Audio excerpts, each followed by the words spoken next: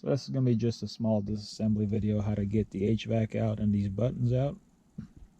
I'll be changing both of them to white, so you'll see me removing both. So one will just deal with one video, and then we'll deal with the other one in the other video. Everything is already disassembled for the most part, screws and all. I've just kind of laid it out to make this easier to show. The shift boot, typically just squeeze just from the sides to pull it out. Squeeze and lift on the grommet here at the bottom. Obviously the shifter is just slightly different from what you'll have. It's just chassis mounted. Then when you're here, you'll have a screw, or two screws actually, right there, one there, and then on the opposite side there's one as well. You'll remove them and pull up on this and slide it back, and it'll lift out. Both of the window switches will be connected, so you'll just reach under and pull the window switch there and underneath there, pull them off, and that'll come apart.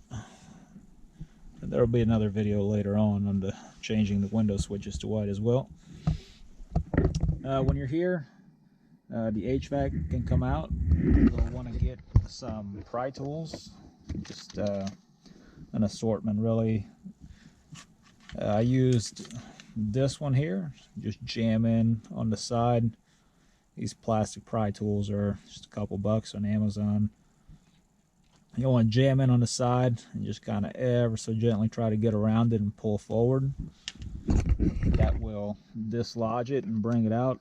Now this is saying you do have this bottom mounted one. You know, some guys still have it up here, and for that one I think you have to remove the top trim and the radio, and then it'll slide out. But so once it pulls forward, there will be 4 connectors on it. You'll unplug them. First white connector is a pinch connector. The second white one will have a button to depress on top and has a black lever that slides over. This third one here just slides straight out, no mechanism to depress or pinch. And the last black one there has a pinch that's at the top here where my thumb is. You'll pinch it and pull it, and that'll release the HVAC. Set that aside for now. From this point on, you got 4 screws to deal with. There, and then from where you release the HVAC, there'd be one up here, and on the opposite side there's one as well. That'll release this console, and you'll just pull it forward. If you have the, I don't know if this is called a smoker's package or whatever, if you still have a cigarette lighter plug, that'll still be attached, so when you pull it out, it should be gentle. Don't rip the wires out, they can be tight. So just give that a little bit of a condense in here. Mine is just stuck at the bottom. There you go. And when it slides out, you'll want to get the plugs there for the lighter, and then also if you have the light that illuminates the ashtray, you'll pull that plug here. Now once you're here, just flip it over on its back. There is 2 screws here. They are Torx. Remove them. I just kind of put these in place so it didn't slide out.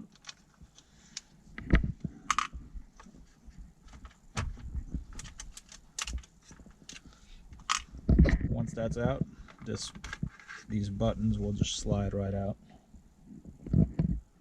Alright, next up we'll be at the bench disassembling these. Once you have these buttons out, all you need to do is get the front face off of it. These buttons come out individually. So you got 4 clips at the bottom. And then also 4 clips at the top. You just want to grab a screwdriver, just pry against them lightly, just pry up, and it should start coming right apart. Shouldn't fight you at all.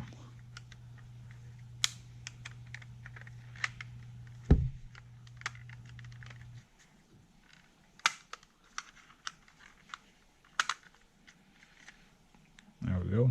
That comes off. You're left with that. Then you'll want to pull these buttons out.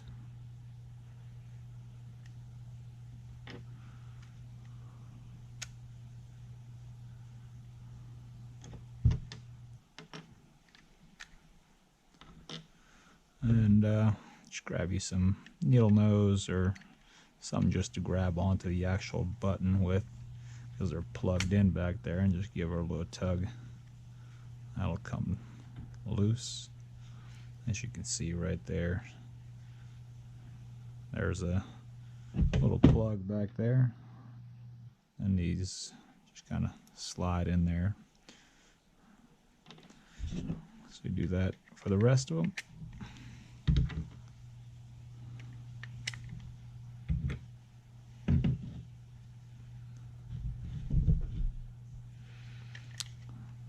Once you're done with that, you're pretty much done with this thing. Set it aside. You're down to the individual buttons now. They got 4 little hooks on the back. Just light pry again. That'll bring it apart. It's very soft plastic, so just don't be too rough with it. Don't break them. Once you're done, you're left with this.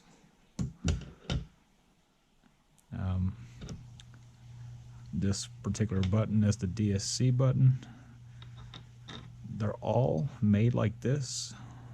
They have this cavity here. For example, on the sport button, that would indicate the on-off function. So all of these are exactly the same. They'll all have this cavity, whether the button supports it or not. What you're left with is this small LED here. I think this is 0805. It's very fine. As you can see, this screwdriver is a 2.5 millimeter screwdriver, and you see the size next to it. That LED is real small. So you'll want to do that for all 3 of these. Just break them loose and get it ready for the soldering.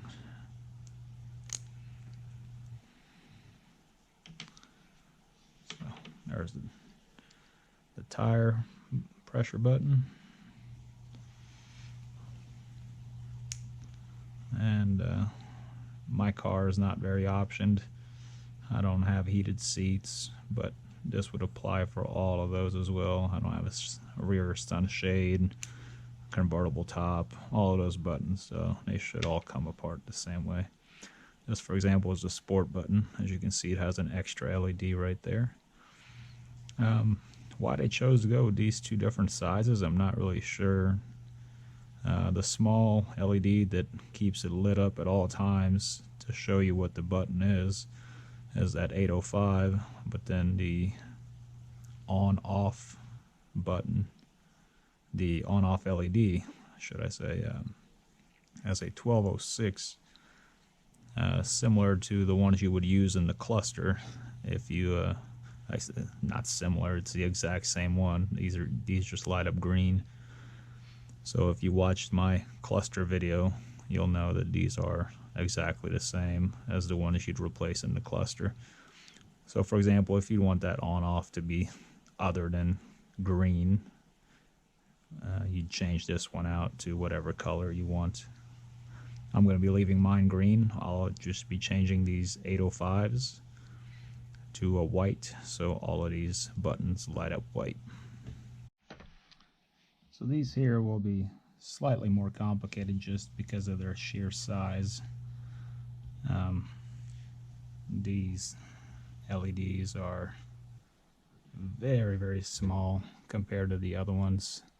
So right there, I don't know if that's going to focus for you or not, but let's compare that to the other ones that we've been replacing so far.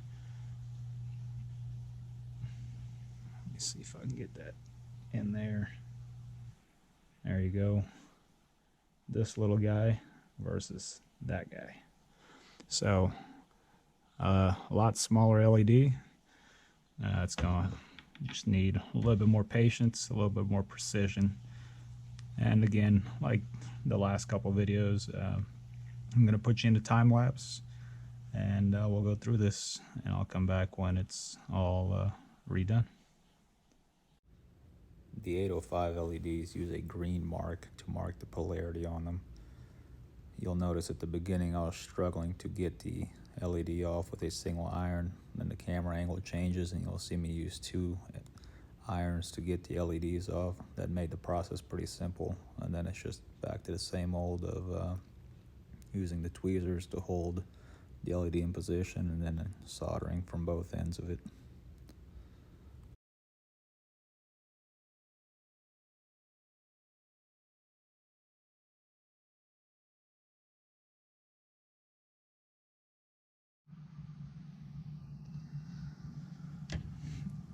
Alright, they're all changed out. As you can see, the yellow, that is the new white LEDs on it.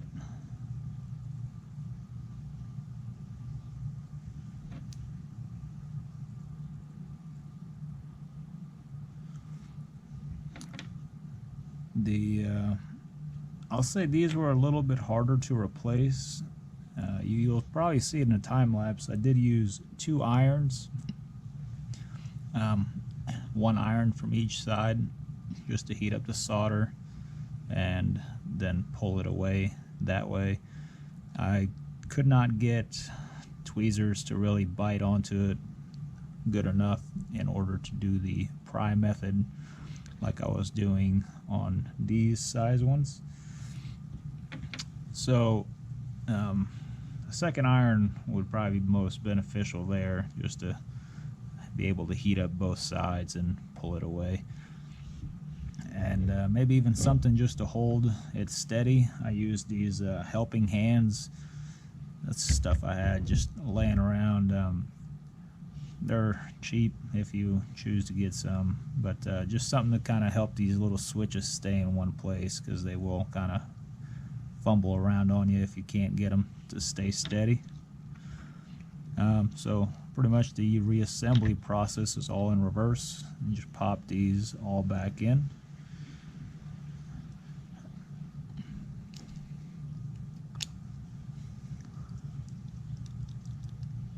There's that one.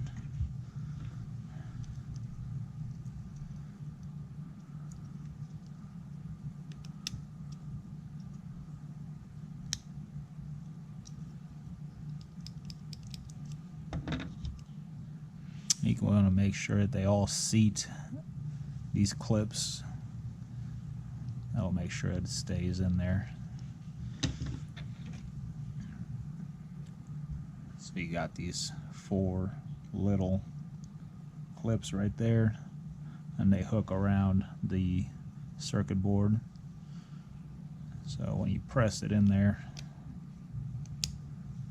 just make sure it seats all the way, because you could end up with something like that if you don't seat it, and it might end up popping out eventually down the road. So seat it all the way, make sure it's good, and just plug them back in. You'll just seat them inside of their slots. Good thing also to remember the order that they went in, and since all the small little boards look the same, take a picture of which board goes with which button. The boards had like different writing on it. I don't know if they're interchangeable or not. Obviously the sport one it wouldn't be, but I don't know if the DSC or the tire one would be interchangeable. So once you're done with that, pop this cover back on, and we'll take it to the car, reinstall it. Fully reassembled back in the car. I'll show you what this looks like.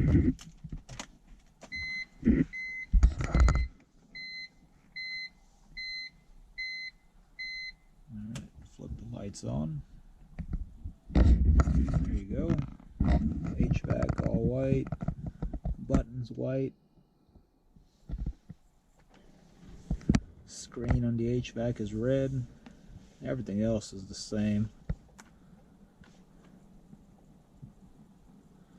No changes elsewhere. All the indicators still light the same. Sport button, everything still works. So it just starts looking a little bit more cohesive.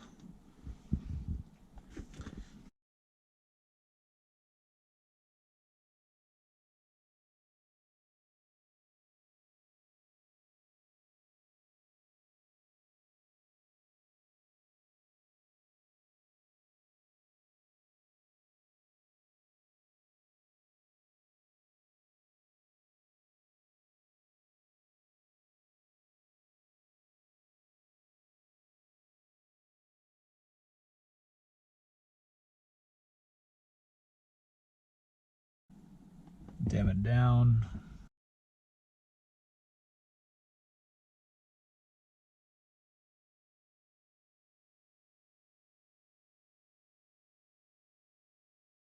All right, thanks for watching.